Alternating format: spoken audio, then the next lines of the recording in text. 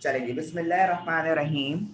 So students, आज का जो हमारा टॉपिक है हम कंटिन्यू करेंगे जो हमारा प्रीवियस टॉपिक चल रहा था, और हमारा टॉपिक था बेटा ऑपरेटर्स एंड टाइप्स।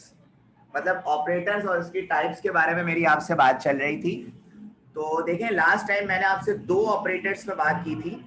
एक मैंने आपसे अर्थमेटिक ऑपरेटर्स पे बात की थी जिसमें आपके पास प्लस माइनस मल्टीप्लाई डिवीजन और मॉड्यूलस का ऑपरेटर आता है।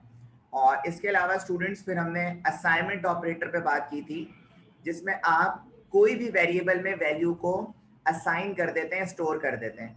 जैसे कि मिसाल के तौर पे मैं यहाँ पे लिख रहा हूँ a = 5। तो ये जो 5 है ये a के वेरिएबल में स्टोर हो गया, किसकी मदद से? असाइनमेंट ऑपरेटर की मदद से। इसी तरह बच्चों add assign, subtract assign, multiply assign. अच्छा, ये सारे जो ऑपरेटर्स है ना बच्चों, जब ये हमारा चैप्टर खत्म हो जाएगा तो मैं आपको ये प्रैक्टिकली इम्प्लीमेंटेशन भी करके दिखाऊंगा प्रोग्राम्स में कि कहाँ कहाँ ये यूज होते हैं ऑपरेटर्स और इनका यूज किस तरह किया जाता है। तो आज जो हमारा टॉपिक है बच्चों वो है रिलेशनल ऑपरेटर। क्या है स्टूडेंट्स? Relational operator. क्वेश्चन ये है कि रिलेशनल ऑपरेटर किसे कहते हैं? These operators are used for the comparison of two operands. Students, relational operators वो ऑपरेटर्स होते हैं जिसमें हम किसी भी दो ऑपरेंड्स को क्या करें? कंपेयर करें।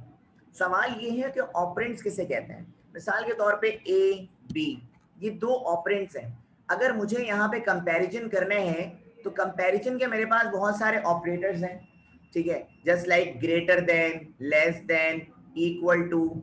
तो कहने का मकसद ये ए और बी आपके ऑपरेंड्स कहलाते हैं, और ये जो बीच में साइन लगा रहा हूं ये रिलेशनल ऑपरेटर्स हैं। मैं आपको दिखाता हूं, ये देखें, पहले मैं आपको पढ़ के दिखाता हूं आगे। द ऑपरेंड्स में बी वेरिएबल्स। ऑपरेंड्स जो हो सकते हैं वो वेरिएबल्स में भी हो सकते हैं और कांस्टेंट में भी हो सकते हैं, और कोई एक्सप्रेशन भी हो सकती है, यानी कोई न्यूमेरिक वैल्यू भी काउंट की जा सकती है ऑपरेंड्स में। कैरेक्टर वैल्यूज जो होती हैं बेटा can also be compared as there can be represented by ASCII code. Student, ASCII codes का मतलब ये होता है American standard code information interchange. मतलब आपके जितने भी कैरेक्टर वैल्यूज होती हैं बच्चों, उनको रिप्रेजेंट किया जाता है ASCII कोड से। अच्छा, अब देखो ऑपरेटर्स कौन से होते हैं रिलेशनल में। एक होता है आपका लेस देन, जैसे यहाँ पे लिखा हुआ है a लेस देन b। इसकी एग्जाम्पल क्या होगी कि 3 लेस देन है किससे? 5 से। इसी तरह एक होता है आपके पास ग्रेटर देन। ये सारे ऑपरेटर्स आपने देखे होंगे, तो सी लैंग्वेज में इसे हम रिलेशनल ऑपरेटर कहते हैं। क्या कहते हैं बेटा? रिलेशनल ऑपरेटर कहते हैं। जैसे यहाँ पे मैंने लिखा 6 ग्रेटर देन 2, तो ये बीच में जो ऑपरेटर यूज हो रहा है ये बेसिकली कंपेयर कर रहा है दो या दो से ज्यादा पीस ऑफ डेटा को। इसी तरह लेस देन इक्वल टू, ये कहाँ यूज होता है? मिसाल के तौर पर मैंने लिखा a लेस देन इक्वल है किसके? b के। मतलब a जो है वो, इसमें दो कंडीशंस हैं, या तो a जो है वो छोटी होगी d से, या a जो है वो d के बराबर होगा। इसी तरह बच्चों यहाँ पे लिखा हुआ है ग्रेटर देन और इक्वल्स टू। मतलब ये लेस देन था तो ये ग्रेटर देन है। क्या मतलब? a की वैल्यू ग्रेटर होगी d से या इक्वल होगी किससे? d से। तो ये सारी चीजें जब मैं आपको प्रूफ करके दिखाऊंगा ना आपके क्या कहते हैं सी कंपाइलर पे प्रोग्राम्स के थ्रू, तब आपका कॉन्सेप्ट और भी क्लियर हो जाएगा। इसी तरह एक और ऑपरेटर है जिसे हम पढ़ते हैं इक्वल्स टू, जिसमें डबल इक्वल्स आते हैं। ये देखो जैसे लिखा हुआ है b इक्वल्स टू सी। इसका मतलब पता है क्या है? एक जो इक्वल है वो चेक कर रहा है और दूसरा ये चेक कर रहा है कि b इक्वल है या नहीं है c के। तो ये डबल इक्वल्स टू को हम पढ़ते हैं इक्वल्स टू, और ये जो ऑपरेटर है इसे हम पढ़ते हैं बेटा नॉट इक्वल्स टू। क्या पढ़ते हैं? Not equals to. इसका मतलब सिंपल यही होता है कि x नॉट इक्वल है किसके? y के। मिसाल के तौर पे 3 नॉट इक्वल है किसके? 4 के। तो ये जो नॉट इक्वल्स के लिए हम ऑपरेटर यूज करते हैं वो रिलेशनल ऑपरेटर को यूज करते हैं। इसी तरह बच्चों रिलेशनल ऑपरेटर के बाद जो आपके पास ऑपरेटर्स आते हैं वो होते हैं लॉजिकल और बूलियन ऑपरेटर्स। अब ये कौन से ऑपरेटर हैं मैं आपको बताता हूं। बहुत ज्यादा यूज होने वाले ऑपरेटर्स हैं स्टूडेंट्स ये। These operators are used to perform mathematical operation. ठीक है, ये भी mathematical operations में यूज होते हैं. Arithmetic operation is made up of variable constant. अच्छा, अब देखो, ये ऑपरेटर कहलाता है एंड का. किसका? लॉजिकल एंड का ऑपरेटर होता है, जिसमें आपके पास दो कंडीशंस होती हैं. कितनी? दो. एक कंडीशन ये है, एक कंडीशन ये है. इन दोनों में से हम एंड की ये जो ऑपरेटर है ये एंड का है. ये यूज कहाँ होता है मैं आपको बताता हूं. जैसे आपने क्लास 9 में शायद पढ़ा हो, ट्रुथ टेबल पढ़ा होगा आपने. मैं आपको थोड़ा याद दिला देता हूं. आपने एंड का ऑपरेटर पढ़ा होगा. एंड, लॉजिकल एंड, मतलब ये ए का टेबल है, ये बी का टेबल है, और ये ए एंड बी जो मल्टीप्लाई हो रहा था. ठीक है, अब इसमें होता क्या था, चार कंडीशन होती थी. 0 0 1 1 0 1 0 1. होता क्या था, दोनों में से कोई भी एक 0 होता है तो आंसर क्या आता है? 0 0 जा 0. इसी तरह 0 1 जा भी 0, 1 0 जा भी 0, और 1 1 जा 1. क्या मतलब? मतलब ये सर कि ये कंडीशन, मिसाल के तौर पे मैं आपको बहुत डिटेल में समझाता हूँ, अच्छे से समझ आ जाएगा. ये जो कंडीशन है इसे मैं कह रहा हूं ए, ये जो कंडीशन है इसे मैं कह रहा हूं बी. मैं आपसे ये कह रहा हूं, अगर आपकी ए कंडीशन क्या है? ट्रू. 1 का मतलब ट्रू होता है. अगर आपकी ए कंडीशन ट्रू है और ये फॉल्स है तो आपके पास रिजल्ट क्या आएगा? सर फॉल्स आएगा, क्योंकि 1 0 से 0 ही होता है. लेकिन अगर आपकी ये वाली कंडीशन भी ट्रू है और ये वाली कंडीशन भी ट्रू है, तब आपके पास रिजल्ट क्या आएगा? ट्रू आएगा. तो याद रखना, लॉजिकल एंड में दोनों कंडीशंस क्या होनी चाहिए? ट्रू होनी चाहिए. ठीक है, इसी तरह अगर मैं आपसे लॉजिकल और की बात करता हूं, लॉजिकल और में क्या होता था, मैं आपको इसका भी टेबल बना के दिखाता हूं. ए बी और ए प्लस बी. और का मतलब प्लस ना. अच्छा, होता क्या था, इसमें भी चार कंडीशंस थी. 0 0 1 और 1. अच्छा, 0 1 और 0 1. 0 0 जा 0, 0 1 जा 1, मतलब 0 प्लस 1 1, 1 प्लस 0 भी 1, और 1 प्लस 1 भी 1. इसमें क्या देखा आपने? सर लॉजिकल और के ऑपरेटर में हमने ये देखा कि कोई एक भी कंडीशन ट्रू हो, मतलब इन दोनों कंडीशन में कोई एक भी कंडीशन ट्रू हो, मतलब दोनों में से किसी एक में भी 1 आ रहा हो, तो आपके पास रिजल्ट में क्या आएगा बेटा? ट्रू आएगा. इसी तरह अगर मैं आपसे लॉजिकल नॉट की बात करता हूं, लॉजिकल नॉट का मतलब तो यही है कि ये वाली कंडीशन इस कंडीशन के बराबर नहीं है. ठीक है, तो ये जब मैं आपको प्रोग्राम्स के थ्रू कराऊंगा ना, तो इंशाल्लाह आपके मजीद कॉन्सेप्ट क्लियर हो जाएंगे. लेकिन आपको क्या थोड़ी बहुत मेरी बात समझ आई? यस और नो में रिप्लाई करें. थोड़ी बहुत की बात कर रहा हूं.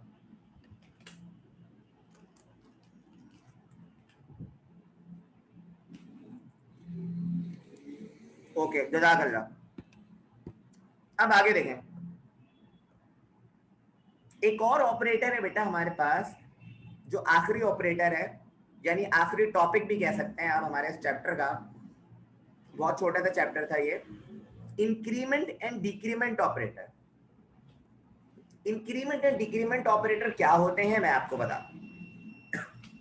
These are the two important unary operators होते हैं. सर यूनिरी ऑपरेटर क्यों कह रहे हैं? क्योंकि इसमें एक ही ऑपरेंड होता है. ठीक है, और जिसमें एक से ज्यादा ऑपरेंड होते हैं वो बाइनरी ऑपरेटर्स होते हैं. आपको पता है इस बात का. अच्छा, which are very useful in programming. If n variable x has to be incremented by 1, then the incremented operator plus plus. अब मेरी बात को समझिएगा. अगर हमें किसी वेरिएबल की वैल्यू में सिर्फ 1 का इंक्रीमेंट करना है, किसका इंक्रीमेंट करना है? सिर्फ 1 का इंक्रीमेंट करना है, तो हम इस पूरी स्टेटमेंट की जगह ये लिखते हैं x प्लस प्लस. क्या लिखते हैं? x plus plus. मतलब ये हमारा इंक्रीमेंट ऑपरेटर कहलाता है. प्लस प्लस क्या कहलाता है बच्चों? Increment operator. इसी तरह अगर हमें किसी इक्वेशन में, एक्सप्रेशन में माइनस करना हो 1 को, तो हम यूज करते हैं डिक्रीमेंट ऑपरेटर, यानी माइनस माइनस. ये कहलाता है आपका डिक्रीमेंट ऑपरेटर. मतलब प्लस प्लस जो होता है वो इंक्रीमेंट ऑपरेटर होता है, माइनस माइनस जो होता है वो डिक्रीमेंट ऑपरेटर होता है। कितना माइनस और कितना प्लस? 1 सर 1 को प्लस करना होता है तो इंक्रीमेंट लगाते हैं, 1 को माइनस करना होता है तो डिक्रीमेंट लगाते हैं। अच्छा, अब एक बात को समझिएगा, अब इसमें दो चीजें, एक होता है आपके पास प्रीफिक्स इंक्रीमेंट और एक होता है पोस्टफिक्स इंक्रीमेंट। प्रीफिक्स का मतलब वेरिएबल से पहले प्लस प्लस प्री, और पोस्ट का मतलब वेरिएबल के बाद प्लस प्लस। इसका मतलब क्या है मैं आपको समझा देता हूं, पहले यहां एक्सप्लेनेशन में देख लें। Increment by 1, then use the new value of variable a in the expression, use the current value of, अच्छा ये आपको ऐसे समझ नहीं आएगा, मैं आपको समझाता हूं। इसी तरह माइनस में भी प्रीफिक्स होता है, मतलब पहले प्रीफिक्स है तो माइनस माइनस ए, पोस्ट फिक्स है तो ए माइनस माइनस। अब होता क्या है देखें, होता ये है बेटा कि अगर मिसाल के तौर पे x इक्वल टू 5 और y, ये दो वेरिएबल है और मैंने यहां पे लिखा y बराबर है x प्लस एक्स के, मतलब होगा क्या, होगा ये कि y की वैल्यू जो भी है 5 और फिर x इंक्रीमेंट होकर कितना हो जाएगा 6। मतलब ये कि अगर इन ऑपरेटर वेरिएबल के बाद में लगा हो तो इंक्रीमेंट भी बाद में होता है। ठीक है, मतलब मैं आपसे ये कहना चाह रहा हूं, देखो मैं यहां पे लिख रहा हूं, अगर ऑपरेटर बाद में लगा हो तो इंक्रीमेंट बाद में होता है।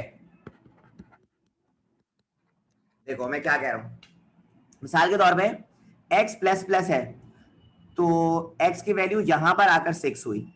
अगर मैं यहां पे ये करता x इक्वल टू 5 और y, और यहां पे कहता y equal two plus plus x, तो होता पता है क्या कि y पहले 6 होता और फिर x 6 होता, कि पहले इंक्रीमेंट हो जाता। थोड़ी बहुत बात समझ आ रही है, मुश्किल लग रहा है? पहले मुझे बताओ, मुझे ऐसा लग रहा है तुम लोगों को ये मुश्किल लग रहा है, चैट पे बताओ।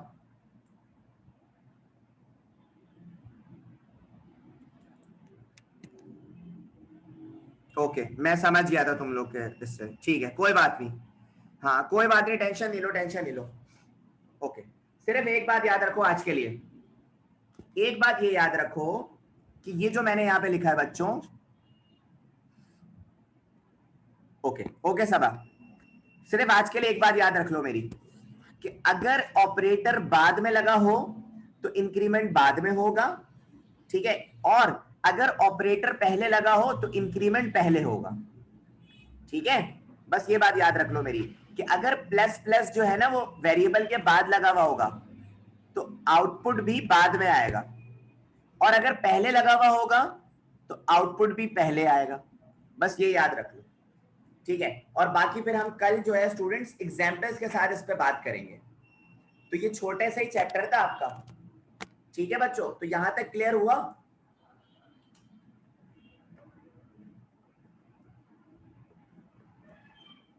अच्छा, अब मेरी बात सुनो, मैं जो आप लोगों को क्वेश्चन दूंगा आपके टेस्ट के हवाले से, वो चैप्टर 3, 4, 5 से होगा और उसमें कुछ प्रोग्राम्स भी होंगे, ठीक है, तो इस तरह का होगा कुछ।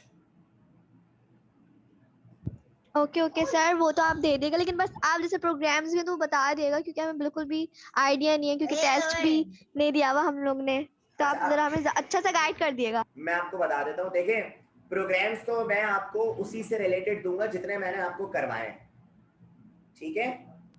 जी ठीक है सर। और दूसरी बात, क्वेश्चंस मैं आपको दे दूंगा, लेकिन प्रोग्राम देखो मैं थोड़ा सा रिसीव लूंगा बच्चों। हाँ चले, आप क्वेश्चंस दे देगा, घुमा फिरा के करेंगे ना फिर आप। हाँ ना, बस मैं कहती आप चैप्टर्स नहीं बताएगा, आप क्वेश्चंस बता देगा। अच्छा, ठीक है, क्योंकि देखो 10 ईयर में भी। थोड़ा सा घुमा फिरा के जी इसलिए बोले। दूंगा, थोड़ा सा घुमा फिरा के इसलिए दूंगा ताकि तुम लोग थोड़ा सा टेस्ट हो सको, ताकि तुम लोग की तैयारी थोड़ी अच्छी हो जाए, ठीक है। जी चले, ओके। और दूसरी बात ये, मैं चैप्टर 3, 4, 5 में से ही एमसीक्यूज दूंगा, जो छोटी छोटी बातें होती हैं। Okay okay okay sir. मिसाल के तौर पे हम जब प्रोग्राम लिखते हैं तो आखिर में ये वाली स्टेटमेंट लगाते हैं। तो मैं आपसे पूछ लूंगा, बताओ बेटा ये स्टेटमेंट कहाँ यूज करते हैं एमसीक्यूज में। तो इस तरह के लॉजिकल क्वेश्चंस होंगे। ठीक है, तो सर ये कहाँ यूज करते हैं हम?